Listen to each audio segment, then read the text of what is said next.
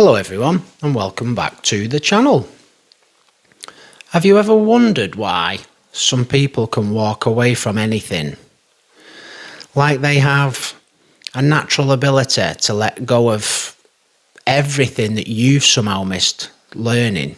Well, what if I told you if the difference between carrying everything and releasing everything has nothing to do with being cold or detached or less caring than you are?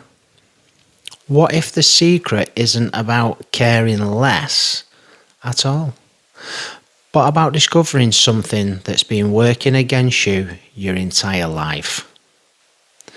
Right now, you have access to a completely different relationship with everything that you're holding on to. One where letting go becomes effortless, where the past loses its grip on you, and where you finally feel that you're moving forward instead of being pulled backwards. In the next 15 minutes, I will show you exactly why holding on feels necessary, and how understanding this can change everything about you, how you experience regret, anxiety, and your ability to move on. You're going to discover 3 types of holding that's keeping you trapped, and a simple practice that makes letting go feel natural and not forced. Here's what I've noticed. We don't actually hold on to things, we hold on to our resistance to things changing. Think about it this way. If you're worried about a relationship ending, you're not holding on to the relationship itself. You're holding on to the idea that you can't handle it ending. When you're anxious about a mistake that you've made, you're not holding on to the mistake. You're holding on to the belief that it defines you forever. This happens because our minds confuse preparation with protection. We think if we keep replaying the same scenario, analysing it, or imagining what could go wrong, we're somehow preventing future pain. But what we're actually doing is experiencing the pain now, over and over again, without the situation even being present. The mechanism's simple but profound.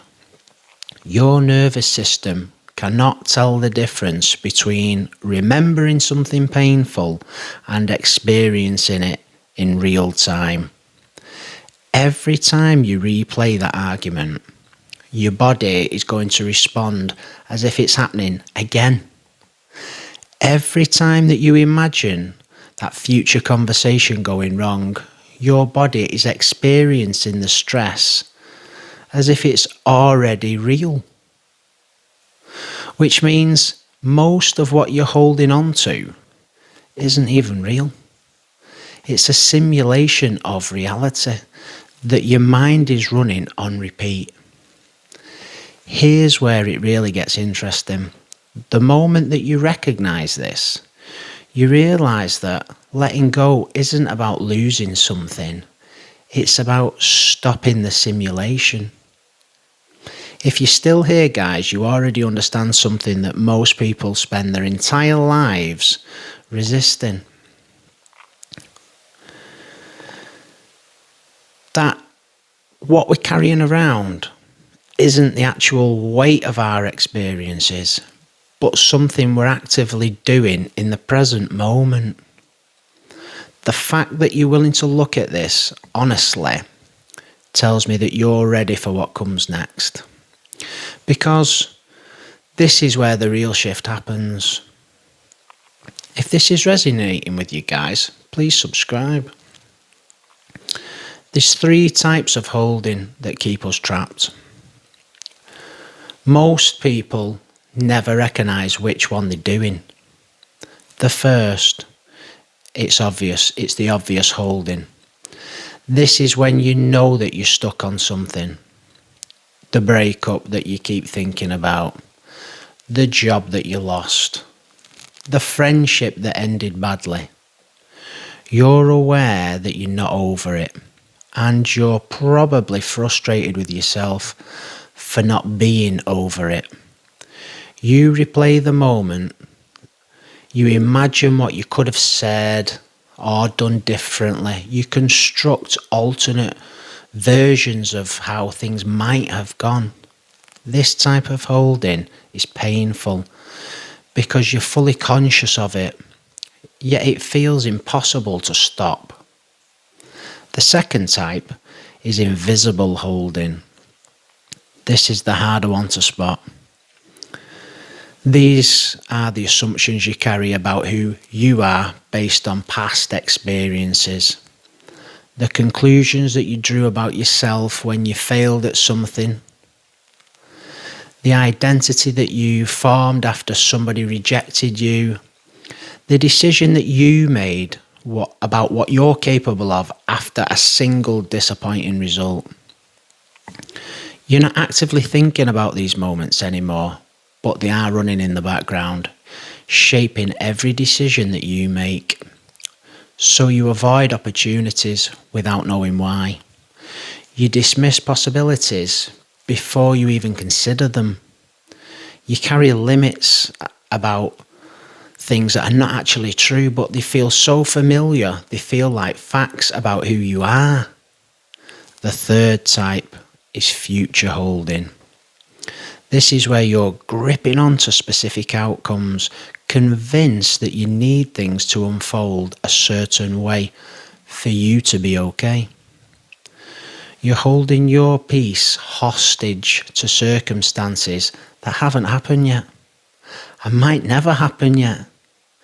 Your happiness depends on somebody texting you back or getting that job, on things finally going the way that you planned. What becomes clear when you see all three types is this: holding on creates the illusion of control, but it's actually the opposite. The tighter that you grip, the less present that you become. Take a moment and think about something that you know you need to let go of. Don't analyse why you're holding it or what it means. Just notice where you feel it in your body right now. Is it in your chest, your throat? Could be your stomach. Notice if there's any tension anywhere. Now notice that the actual event isn't happening right now. So whatever you're holding on to exists only in your mind at this moment. The tension that you're feeling is being created by your thoughts, not by reality. Here's what most people don't understand about letting go. It's not a decision you make once. It's a recognition that happens over and over until it becomes your default way of being. Every time you catch yourself replaying something that already happened, you have a choice. Not to force yourself to stop thinking about it, but to recognise that you're choosing to keep it alive. The memory doesn't have any power on its own. You're giving it power by treating it as if it's still happening. The moment from 5 years ago has no existence outside of your mind, unless you bring it forward into now. The embarrassing thing that you said last week isn't replaying itself. You're replaying it. And every time you do, you're not remembering the pain. You're creating it fresh in this moment. This is why positive thinking won't work here. You can't think your way out of holding on, because the holding itself is a form of thinking.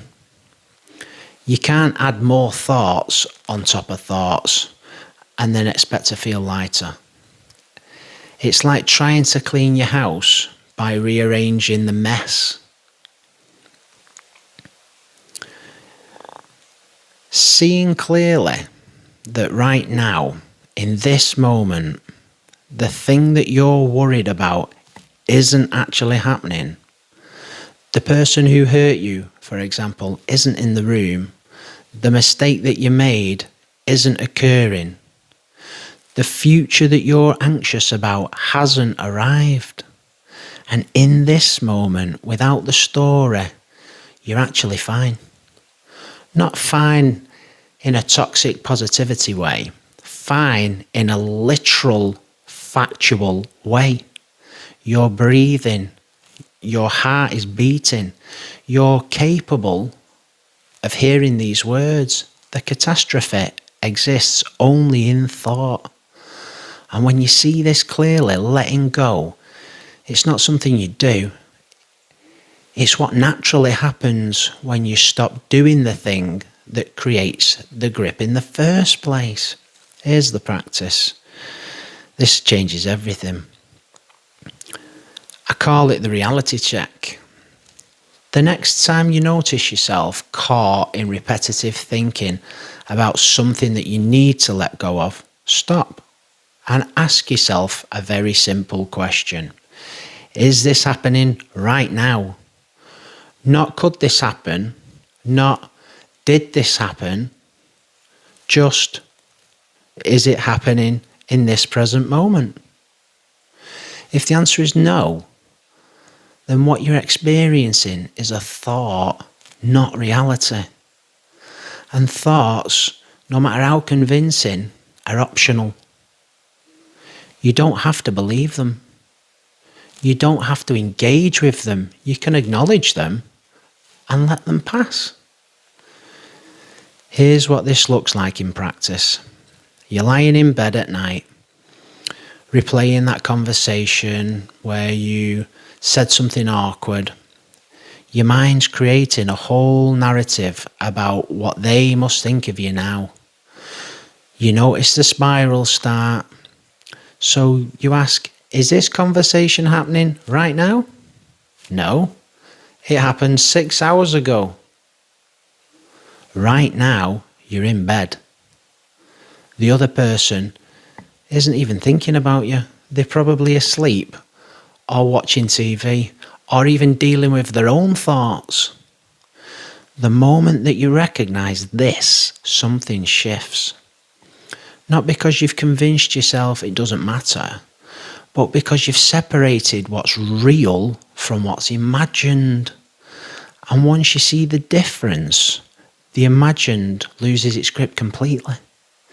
You will notice that this creates a strange kind of freedom. You're not pretending the past didn't happen or that the future won't come. You're just refusing to live there while your actual life is happening here. Over the next few days, you'll start catching yourself in the act of holding on. You'll notice the moment your mind starts to pull you out of the present and into some version of the past or future that isn't even here. Within a week, you'll find that situations that used to consume your thoughts for hours now just pass through you very quickly. Not because you're suppressing them, because you're seeing them for what they are. Temporary mental events, not permanent reality. Change happens in moments of recognition, not through force. Every time you choose to come back to what is actually real, you're building a new pattern. One where peace isn't something you have to earn or even achieve. It's what's left when you stop creating unnecessary suffering. If this understanding resonates with you, you are exactly the kind of person that this channel is for. The fact that you've stayed with this tells me you're serious about experiencing life differently, not just thinking about it differently. If you found value in this, please subscribe. It genuinely helps me continue making content like this. And if something here shifted your perspective, leave a comment below. Let me know what clicked for you, or what you're ready to let go of. The journey continues, and I'm grateful you're here for it. Thank you so much for joining me again. You take care, you stay blessed, because this is the way. Namaste.